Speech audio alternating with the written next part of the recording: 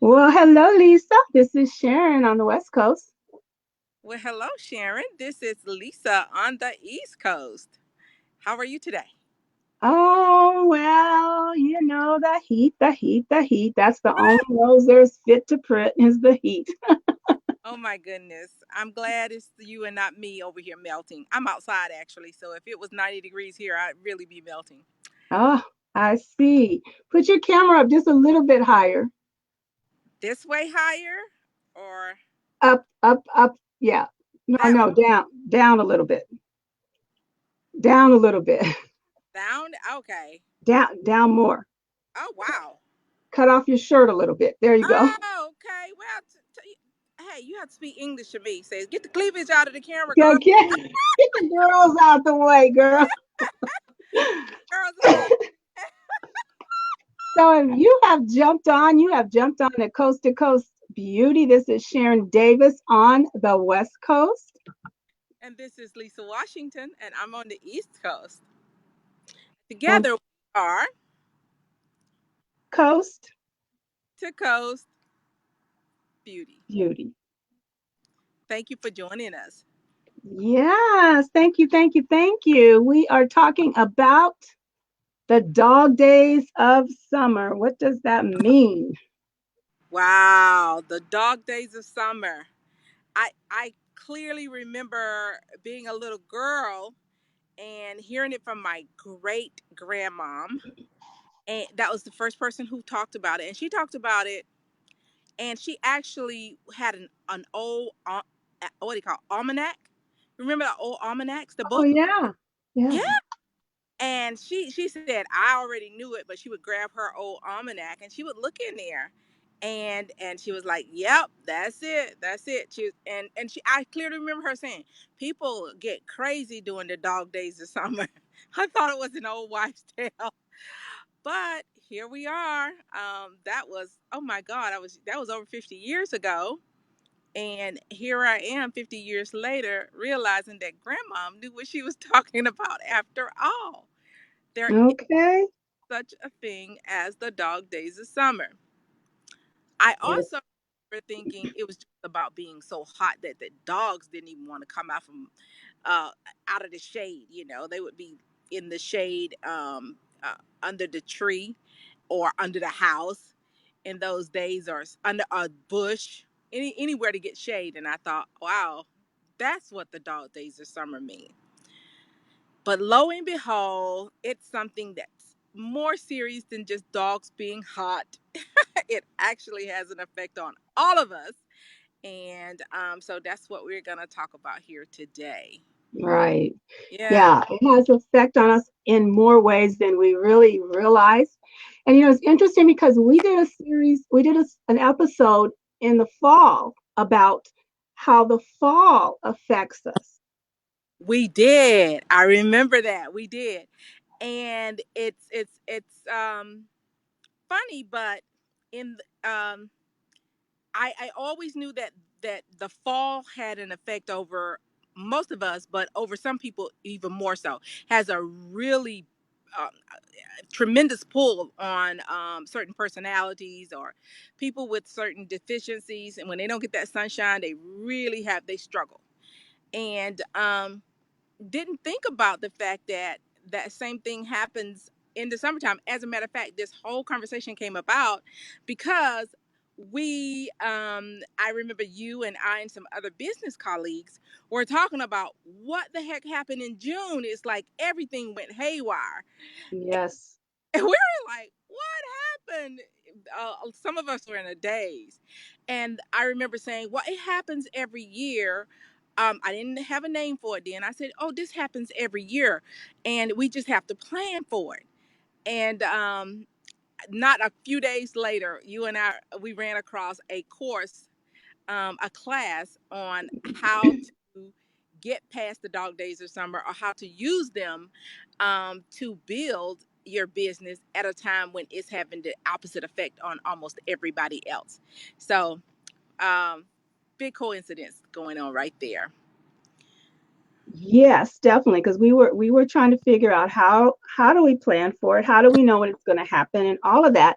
And then when we ran across, I'm going to say his name because we spend a lot of time listening to him, Darren Hardy, and Yes. you hit me to him a couple of years ago. He's a productivity strategist. Productivity expert, productivity trainer, product strategist. Yes. Yeah, he's the guru of productivity in my book. And being a trainer or a coach myself, I the first thing I will acknowledge is that different coaches have different styles, and they have different methods of teaching, or different methods of helping their students. And I know for me, Darren was one of the ones whose style just really clicked with me many years ago, very early on. And over the years, I've gone back over and over and over again, because it seems like just when I'm in need of something, he has it. Just like just like a few weeks ago, when we were sitting around talking about, okay, what had just happened. It happens every year, but we just didn't know exactly how to measure it or how to navigate around it. And then, bam, here there he came with a training course on it, free at that, a free training course on how to navigate around it. So we were real thorough with that. Right. Yeah. And it actually goes back years and years ago. Homer referred to it in the Iliad Yeah. as uh, Cyrus is the Orion's dog rising. It's a specific star that has more gravitational pull this time of year. Yes. And yeah, all through history, there's been mention of it, and even in areas where it's not hot. So that was one of the reasons why I know it wasn't just the heat. So even in areas where it's not hot, even in areas where they don't have 100 degrees in the sun like we do here in Atlanta sometimes, people have noticed the effect of the dog days of summer. So why don't we go ahead and get into the kind of effect that it's reported to have on people? Sharon, is that okay with you? Yeah, sure. I'm actually trying to spread out the love here a little bit. Okay. Keep on. But Okay, I'll get started if you want to keep spreading. okay. But I'm just going to say this real quick though. It was they associated with it with disaster back in the old days. Back in the Disaster. yeah, they did. They associated with disaster, but in modern times, there's been a lot of research done on it. It's actually in the dictionary, and you can find article after article on it. And there's been a lot of study, a lot of study groups, a lot of test groups that have measured the effect, and it is showing up on Wall Street. The effects of it shows up on Wall Street. It shows up in businesses, and I know that's when we notice it. It showed up in our business, and Right. yeah. So typically, it's a period that's marked by loss of productivity or very low productivity, low energy, inactivity, even bad attitudes, so to speak. You just realize that you're just a little snippety, whatever you want to call it. My mom used to call it. And that's just on the personal front.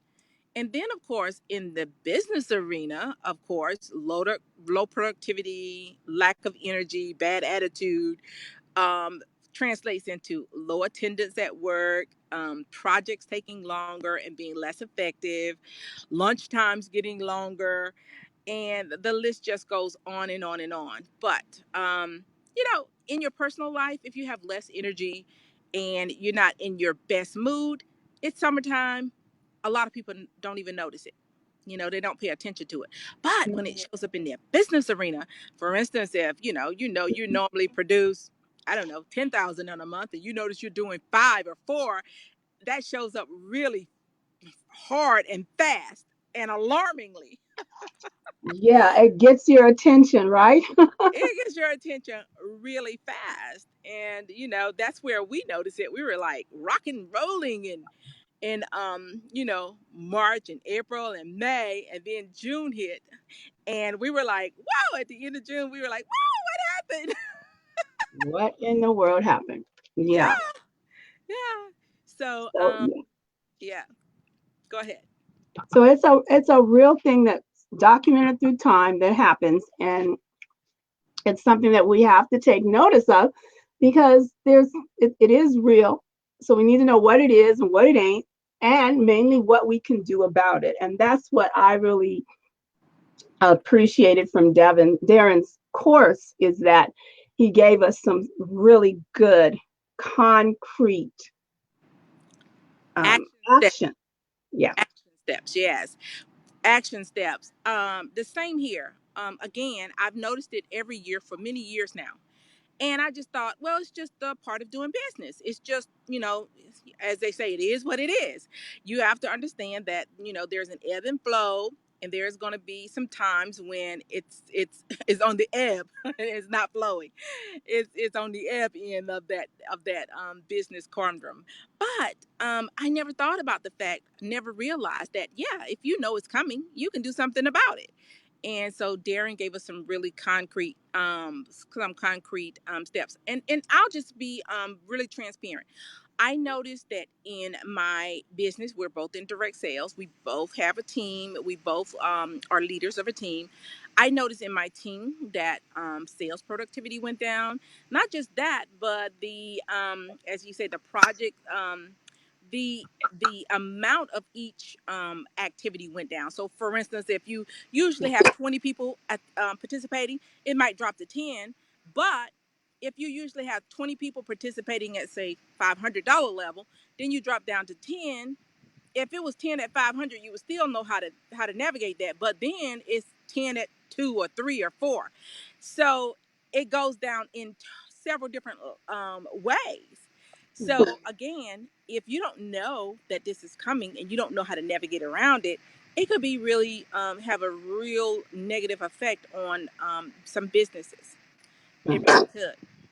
And what's so frightening is that this is the time of the year that really catapults you into your third and fourth quarter. And it makes a big difference how you end your year based on what's going on in June, July, and August.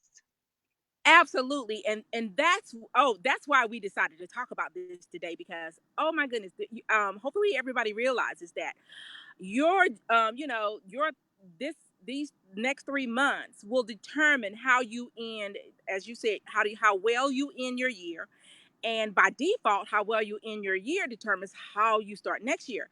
So this is really big in the business arena. If you have a bad summer time, you'll have a bad holiday season generally. And then the bad holiday season, have you going into January 1st, dragging your feet or dragging your feet on the carpet, so to speak. I was going to use a derriere, just drag it into the new year. Like, what happened last year? And you know what? This happens. Hi, Lakiva. This is what happens when you see people coming into January and they says, "I'm not going to have another year like last year. That's it. I am going to do something different." And they're thinking that it's January, February, March that's going to make the difference by the end of the year. It does have a play, but the most important quarter is the one that we are currently in. That is the one that's going to have a really big effect on how we end the year.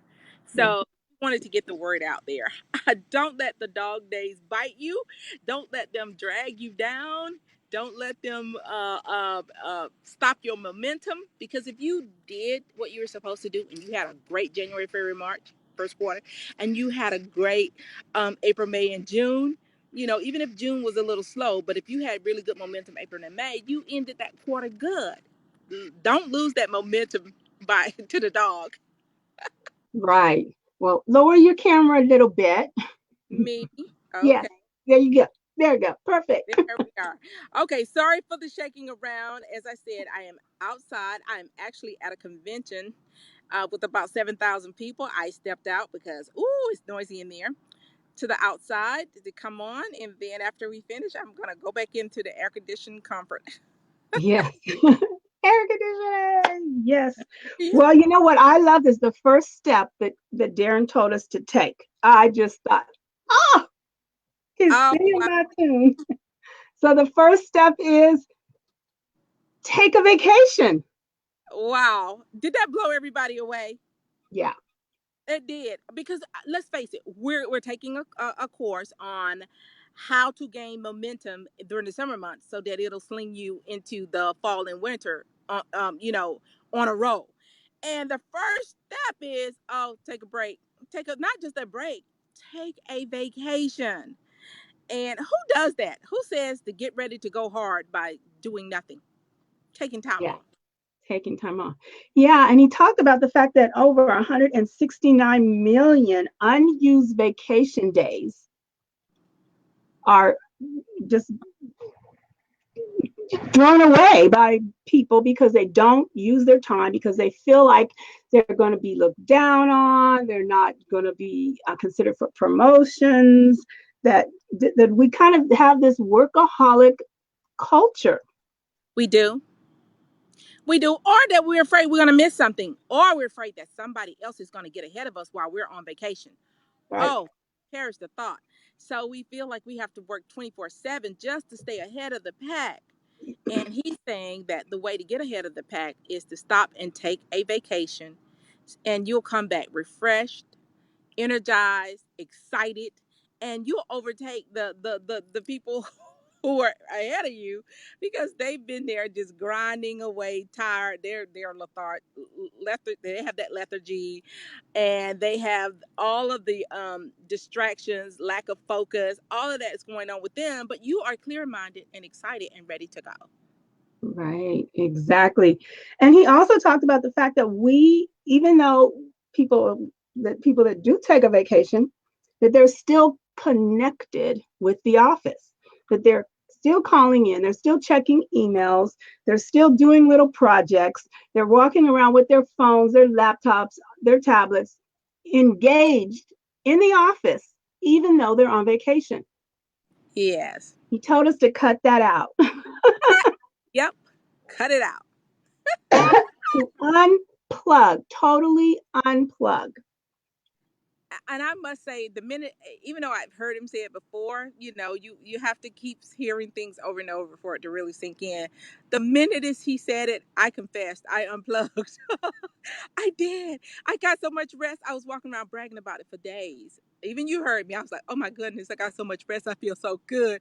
I feel like a new person. It was amazing. Unplug. But Turn not only the rest, it was like that we were given permission. the mental anguish, angst part of it was taken away. Right, Yeah. right. So he told us to go on vacation, totally unplug. And then the next step was more of the same. Yes. Schedule your down and your playtime. Yes.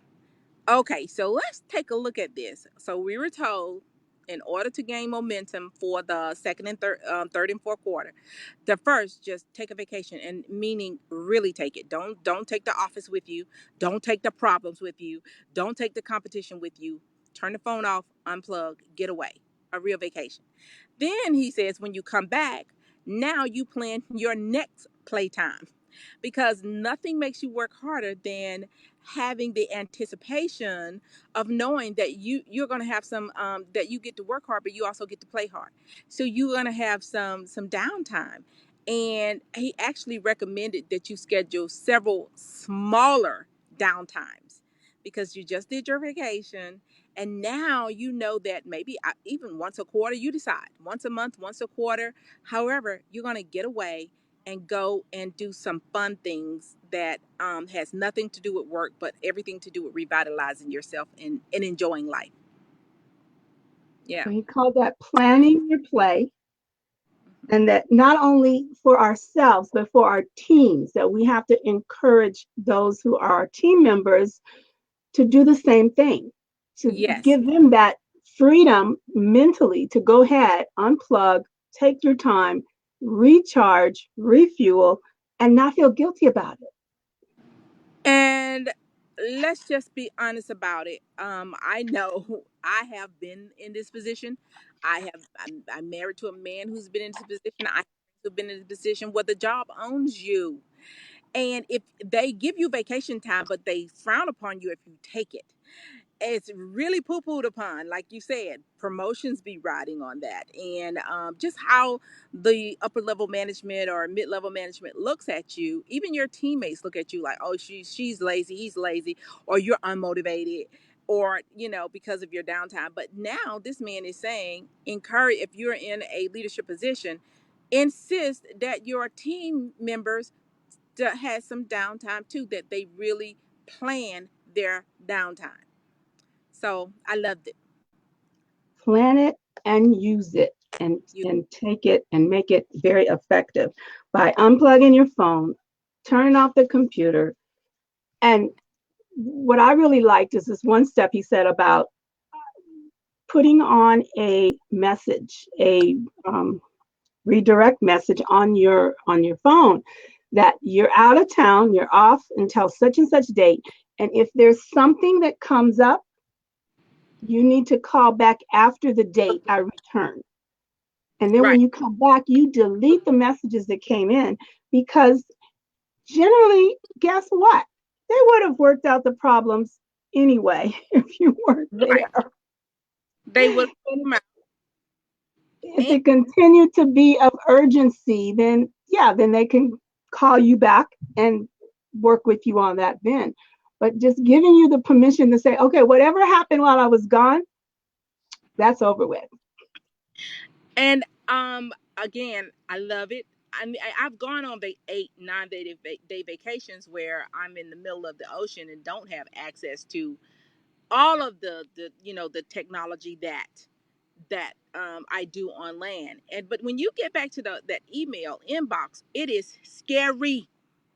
It is scary. It is daunting. You almost feel depressed, like, I need another vacation. I'm going to need another vacation after I weed through all of these messages. And I mean, email, Facebook messengers, if you get messages on your other social media platforms, your voicemail is full. And then your mailbox is full with the literal paper letters, and it's just really daunting. So I love the fact that you can eliminate some of that with an away message that says, I'm away until this date. And as you said, then you need to, if it continues to be important after the date that I'm back, then call me back or reach out to me again. Exactly, exactly. I truly liked that part because I know, as you said, I would come back and like, oh my gosh, it's going to take me a week to go through all my messages here. So no, just Yeah, erase them. And if they need you, they can call you back. But be clear about that. love it. This is what's getting ready to happen. Yes, So he yes. It's not talked cool. about yeah. So using an autoresponder is like wonderful. Yes, and every email program has it. You just Yeah, set it up. yeah, And if you don't know how to set it up, Google it or go to YouTube, and there'll be a video there that'll walk you through. It's usually really simple. But no matter what email, so if you have Gmail, you like how to set up an autoresponder on Gmail. If you have Yahoo, how to set up an autoresponder on Yahoo, you just Google it or YouTube it, and you are all set. yeah. And with the world of bots, that is so easy to, just go ahead and take that time to set your bot to tell them that I'm not in. This is what's going to happen. And long as we've talked about all the time, teaching people how to treat you, Mm-hmm. it's amazing. It is. It's so freeing. It's such a freedom when you teach people how to interact with you. It really is. And yes, the bots will work on your social media platforms, the autoresponders on your email. And so there's not a way that they can reach you, even in your voicemail on your phone. So everywhere they try to reach you, there should be an autoresponder that says, I'm away. And if you still need me after I get back, reach out again. That's basically what it should say. I'm away until this date. If this is still going to be important after that date, reach out to me again. So basically, what you're telling them, I'm not going through all these messages. So if you want me, you got to come back again, Yeah, taking yeah. control. Yeah. So he was talking about like the concept of Aikido, which is a martial arts um, discipline that I actually paid for black belt in. Oh wow. Yeah. So, and basically what it is you're using the negative force to teach you how to respond. So that's basically what he's saying is you use the momentum, the force of what's going on in your life to show you how to respond to the situation. But the important part is that you actually are not working against it, you're working With with it. it. Mm-hmm. That's the major part of the dog days is don't try to fight it. Recognize that it's happening. It's going to happen. You have no control over it. So put some things into place that will work effectively to help you get through it and not be Right. scared. Don't be trying to swim upstream. No. Definitely. I Oh, think the next thing he said was the summertime schedule.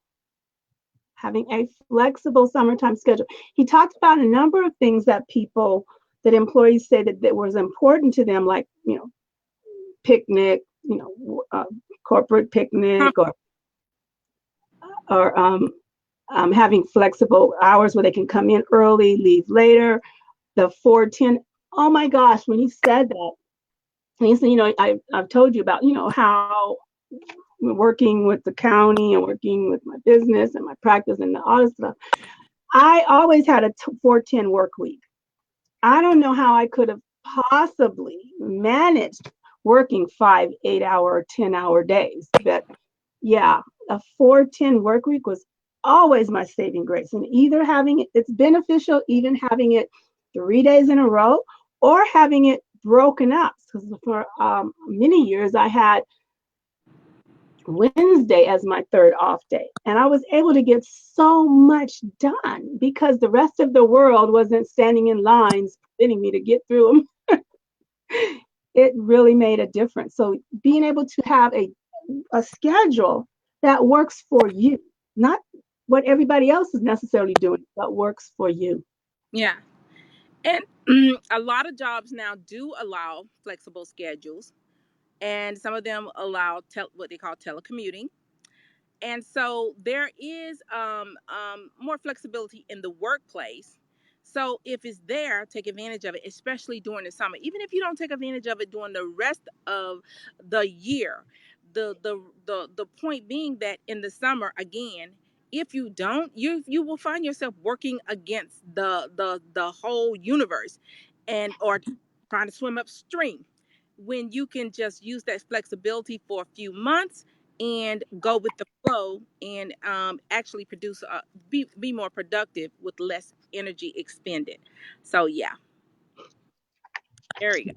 Yeah, I was very impressed by that. And some other simple things like, you know, he talked about was dressing like the Friday, dress down Friday, if that was a big deal. He said that, he thought that actually took away from productivity.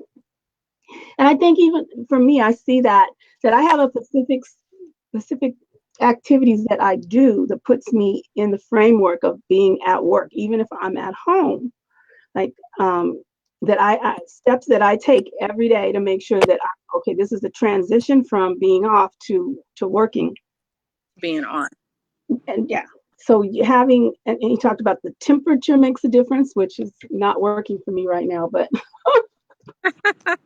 I'll yeah, the I'll trade temperature. with you. Huh? I'll trade with you. I'll trade Oh, location. No, but yeah, the temperature and your dress, and I got what he was saying. Dress down Fridays, when your mind is casual, your work, it's hard to make a separation, mental separation. If you yeah. are mentally in casual mode, then your work is not as much in work mode. And so that is something to think about. I never thought about it until he said it. I do realize though that in one area I am like that. It's let me just say that my personality is I'm a loner. I'd rather be locked behind multiple locks with a book and nobody, and a do not disturb sign, and nobody around me is my natural mode. But I'm in a business where I am front and center in public. And so somebody asked me, how did you make that transition? How do you be so effective in your business when that's not your natural personality? And I said, well, it's like putting on a uniform. It's like I just imagine slipping into this uniform, which is my attitude, and then I'm in work mode. I'm in business mode. And so, and not in shy or lone wolf mode. And so in a way, I get what Darren is saying, because yes, there's such a thing. I've always had this visual of a mental uniform that I put on in order to go to work. Right. So, I mean, that what I call it for myself, Lisa, is I've always referred to myself as a personal introvert, but a public extrovert. oh, So for the purpose of work and business, I'm an extrovert, but that's not my natural habitat. So okay. my natural Sharon is quiet. I cannot say I can go 3 to 4 days and not say a word, and I'm fine. Yes, I can go days and days and days and not talk. And yeah, that's it. But professional extrovert, personal introvert. Yeah. And I think more so for people like us that we need more time to actually, have that clear division, Yes. because it is foreign to our being. It's really taking away from who we really are. So to do that, you have to have, okay, click. And he used the word of the switch, you Hmm. know, It's switch on and your switch off, and being clear and understanding that that's what's happening. mhm. And finally, what I really liked is he talked about not starting the day with an empty schedule, an empty calendar. Yes. It reminded me of one of the 7 habits of highly effective people. Begin with the end in mind. And so, yes, he talks about not starting the day unless you finish it on paper. Meaning, don't start any day unless you know what you is supposed to get accomplished that day, and it's down on paper, in your calendar, your date book.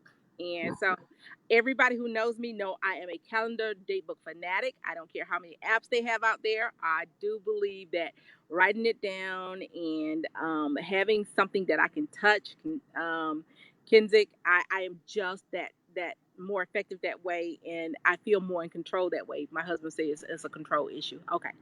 So he's been with me for over 30 years. He's probably right.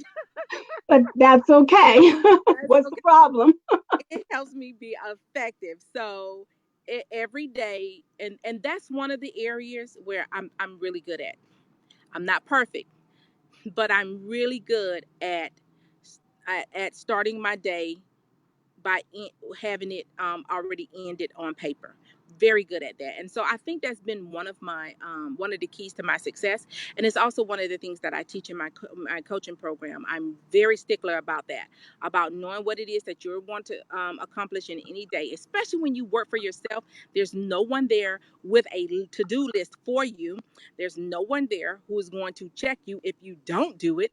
There's no one there who is going to say, hey, you're slacking, you're slipping, or anything. And so it is very important that you, as a business person, begin your day by ending it on paper, making sure it's ended on paper, and then following it. And if you don't, then you can look back and clearly see where things went wrong. Right. Exactly. Yeah. Exactly. And there's two other points I want to make before we kind of come to an end. Was the second one, well, not the second one, but one of the things he talked about, especially when you work at home, that there are terrorists that get involved in your day, otherwise known as kids, family, neighbors, friends. Yeah, Children, grandchildren, yeah. yeah, anybody, yeah, they will come in and hijack your day. And so you have to have something in place to kind of steer them in a different direction, to stop them from hijacking your day. They mean well. And I don't know, I think it doesn't matter if it's a grown up. It is something about you being behind a closed door that makes put ants in people's pants. They just want to get to you. They just want to get to you. They just want to get through that door. What are Okay. you doing in there? What really are you doing? Yes. What are you doing in there? I really need to see you. I need to speak to you. And even if it's just to come through the door and say, "What do you do? What you doing?" I know that's what my kids used to say when I was doing my business when they were little. They would just say, knock on the door 20 times, and when I finally open it, they'd say, "What you doing?" Like, really? Is that what you wanted? Grown-ups do it too. Oh, yeah. Husbands are good at that. Yes. So one of the last part that I took away was the power, the power hours. Getting up actually 3 o'clock in the morning when everything is quiet, the emails aren't coming in, the phone isn't ringing, and actually having some time that you are just head to the desk, in the books, whatever, just totally engulfed in what you need to take care of and see how much you're able to do. I actually did that this Monday, and Ah, I was amazed at how much I was able to get done. I don't know that Monday is the best day for me, but that's what he had said. So I said, I'll try it Monday first and see. But I don't know that Monday is the best day for me. But yeah, I got so much done that I actually, was able to mark off this, that, and the other. And I'm like, oh my goodness, the I don't. power time. I have done that many times before. Again, it's something that Darren teaches in some of his other courses, and so I have done that many times. And every time I do it though, I'm simply amazed. It's like, even though I might do it and then I think, oh, this is awesome, I got so much done, but then once I'm finished, it's kind of like I forget about it until I do another one, and then I'm amazed all over again. And I'm like, why don't I do this on a regular basis? I was so catch up. Okay, I was so catch up. I even had somebody says to me what recently, what are you doing? I said, I'm trying to catch up. And they says, you're never gonna catch up. And I says, touche. But if I were to do one of these once a week or once every 2 weeks, I would absolutely kind of catch up. Yeah, I think I could. Yeah, Yeah. definitely so. And finally, he said that the results are what is your metrics, not the hours, the results. So Yeah. those power periods like that definitely show you results as opposed to the amount of hours. It might be only 3 hours, but you can get a week's worth of work done in that. So the results is where you want to spend your time. That's the results is where you want to live, not the hours. You absolutely. And again, one of the top things why people don't reach their goals is because they're focused on hours or something else that's not a true measurement of business success or any other kind of success, really. Relationship success. If you spend 10 hours with a person and you still don't know each other, that that investment in that relationship is not good. But the results are what's important. For business, I will tell you, most people don't know what their business metrics are. As a matter of fact, they don't even know what the definition of business metrics is. Yeah. So if you are in business, I don't it doesn't matter if it's direct sales business or brick and mortar business, you need to know what your metrics are. What are the key metrics that you use to measure the success in your business? It has to make sense, not only to your business, but it has to make sense to you and how you do business and all of that.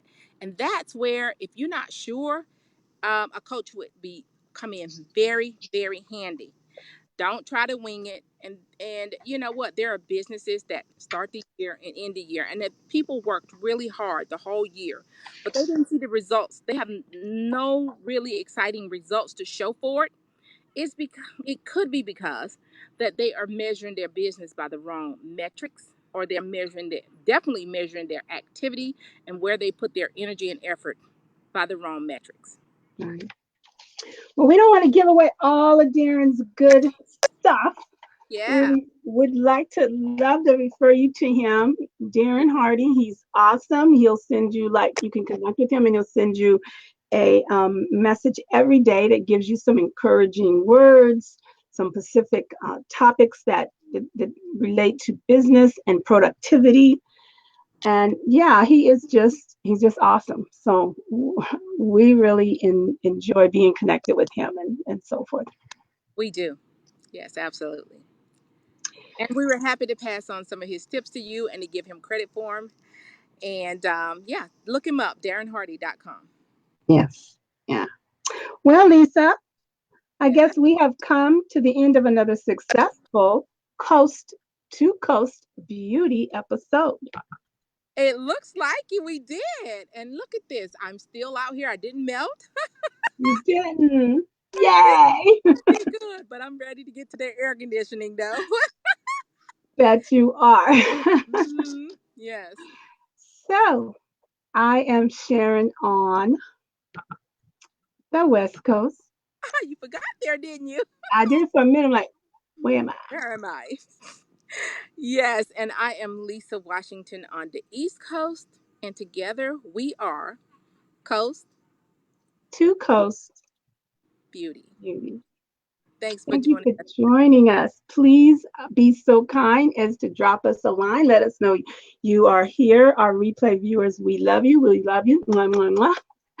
Share, share, share, invite, let other people know about Coast to Coast Beauty and what we do. And we will see you next Friday at same time, 11 a.m. on Pacific, 2 p.m. on the East Coast. Yes. All right. Now we're going to give you our bye-bye. Bye.